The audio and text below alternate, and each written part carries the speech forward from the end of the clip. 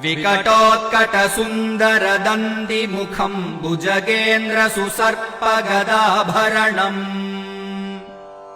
गजनीलगजेन्द्रगणाधिपतिम् प्रणतोऽस्मि विनायक हस्तिमुखम् सुरसुरगणपतिसुन्दरकेशम् ऋषिगणपतियज्ञसमानम् भव भव गणपति पद्मशरीरम् जय जय गणपति दिव्य नमस्ते गजमुखवक्त्रम् गिरिजापुत्रम् गणगुणमित्रम् गणपतिमीशप्रियम् करधृतपरशुम् कङ्कणपाणिम् कबलितपद्मरुचिम् सुरपतिवन्द्यम् सुन्दरनृत्यम्